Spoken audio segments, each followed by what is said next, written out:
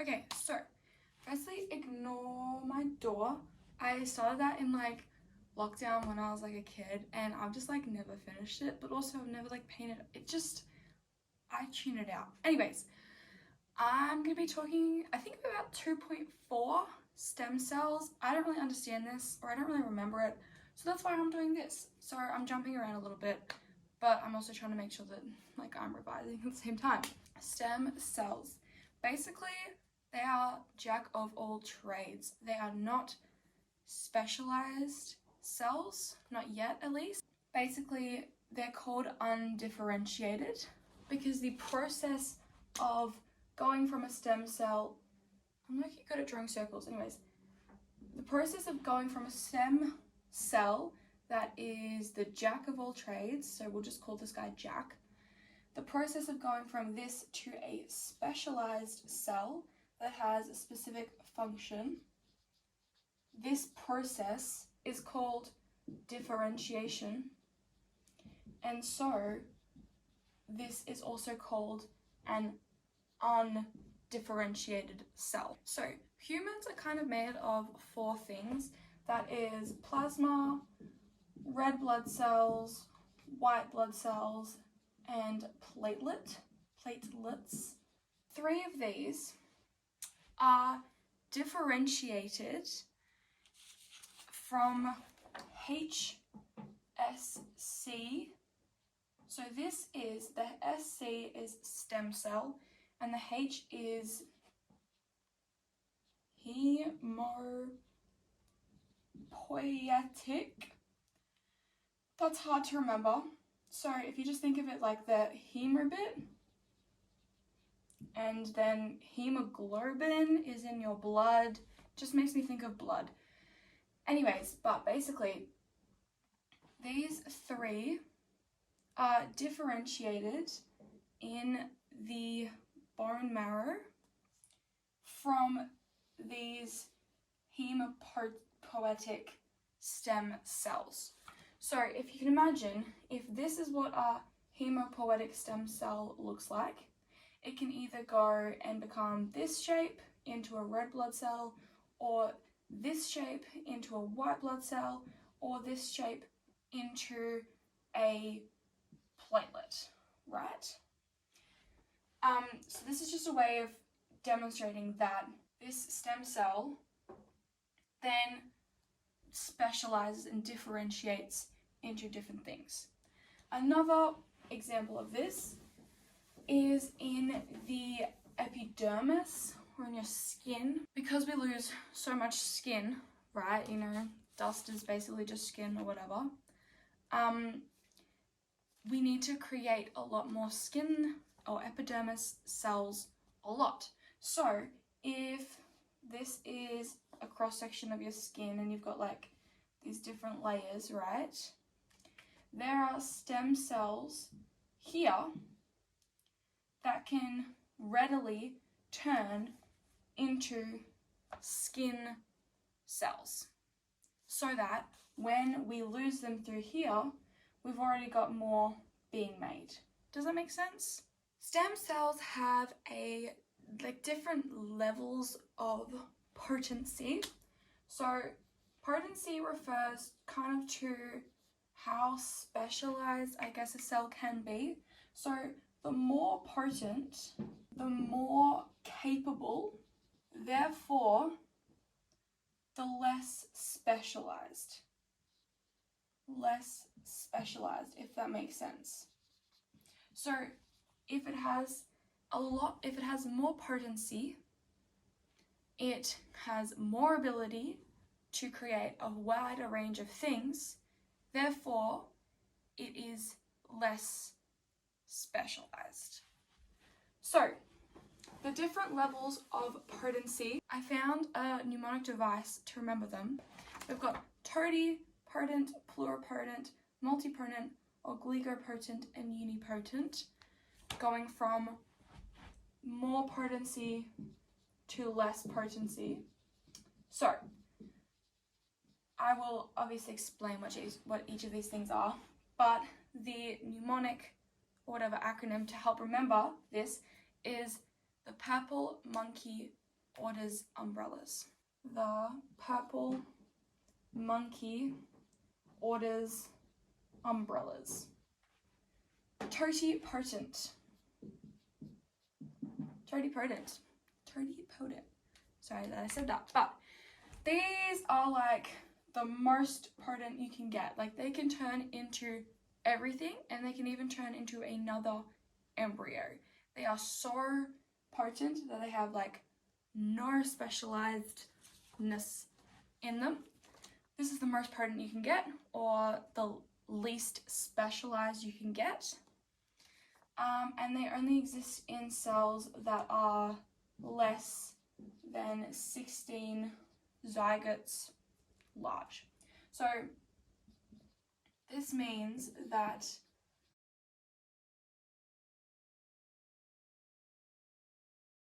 I'm assuming this is because once it reaches more than that size, it needs to have functions that can't be done without specialized cells.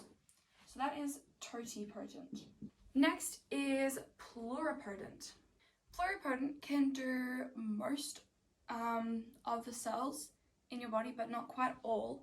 So in your body, there are kind of 3 different germ layers. You've got your ectoderm, which is your like skin. Then you've got your mesoderm, which is like your organs. And then you've got your endoderm. So this is the lining of your organs.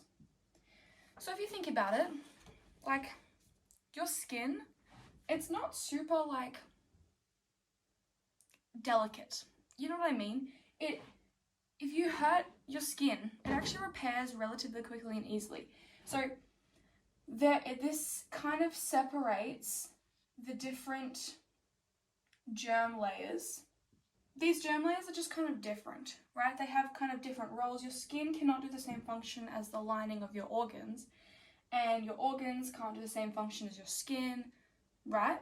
So pluripotent, they can create all of these different types of germ layers.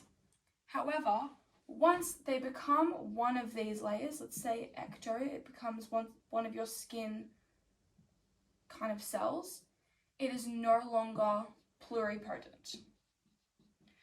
So from here, it can go into any different thing, but then once it is here, once it's in one of the germ layers, it's kind of locked in. You can't go back. You can't go, oh, sorry, actually, I really want to be part of the organs now. It's like, no, you're part of the skin. Suck it. So yes, that is pluripotent or purple. Next, we have multi. They are specific to a particular type of tissue or organ. So most adult stem cells are multipotent. Once a pluripotent cell turns into one of those 3 germ layers that I was just talking about, they become multipotent. It's more important than this that you remember that multipotent is organ, because when we are looking next at, oh my gosh, I accidentally wrote oglio instead of orders. But anyways, oglio. These oglio cells are, again, even more limited, so they're more specialized, but they are specific to a certain tissue. So this means that once the cell kind of specializes so much so that it's part of a specific tissue, like you are always heart tissue, it can't go back and then change its mind and be like, I want to be lung tissue now. No, it has to be part of that specific tissue. And then the final least potent cell are our unipotent. This is pretty easy to remember just purely because it's uni1. This guy can only become itself, but it can just divide forever, right? So if this was a really specific like heart tissue cell. This isn't an actual thing, but I'm just trying to, heart tissue cell, it can just only always become a heart tissue cell, right? So it isn't actually too difficult when you think about it, which is helpful for me because I was thinking about it. But yeah, so if we want to, I don't know if this makes sense yet, but if you think about it, multipotent cells are kind of, maybe let's just go blood cells. And they can become either white blood cells, red blood cells, or plasma, right? So this is multipotent, the blood cells bit. Now, oglipotent is this bit here. It's the next level down. It's a red blood cell, but it's like, you know, there are different types of them, whatever. And then the next step down is unipotent, and all it does is become a red blood cell, and a red blood cell, and a red blood cell. So, yes, that is potency. I think that's done. Okay, so the purple monkey orders umbrellas. I think that's really helpful, and I also think it's kind of fun. So that's an important way of remembering, or a helpful way of remembering, toti, pluri, multi, obligo, and unicellular. Unipotent, I keep saying that. But yeah, so where do we get these stem cells from, you ask? An excellent question. Crazy. So basically, there are two ways to get stem cells. We can either go and get them from adult stem cells or somatic, so adult stem cells, or we can get them, stem cells, when you're born, you get stem cells, but as in, if you want to take them out, if you want to actually get them to use them, you get them from either adult stem cells or embryonic stem cells. Embryonic meaning embryo. Embryonic stem cells. Right?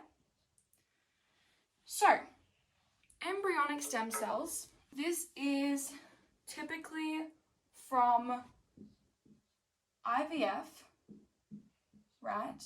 Scientists can basically extract the stem cell from an embryo. So what happens is, if we use, so IVF is when you kind of artificially get pregnant. This is the embryo, and there are all these different cells in here. They can basically take this stem cell out, which is cool. That's great, right? We can use that. However, doing this actually kills the cell. So then you come into these ethical considerations of, well, was this actually eventually going to become a child? Maybe, like it could have, we don't know. So, you know, there are kind of ethical considerations to it. However, people do like this or do want this because the cells that you extract from here are pluripotent, which, if we remember, the purple monkey, oh my gosh, this is pretty potent, right? This can become a lot of different things, which is really helpful, right? However, there are those ethical considerations that you have to be cautious of. Adult stem cells, on the other hand, are either gotten from like newborn placenta, or they're from adult tissue, right? So this is better because you can a bit more kind of consensually get these stem cells.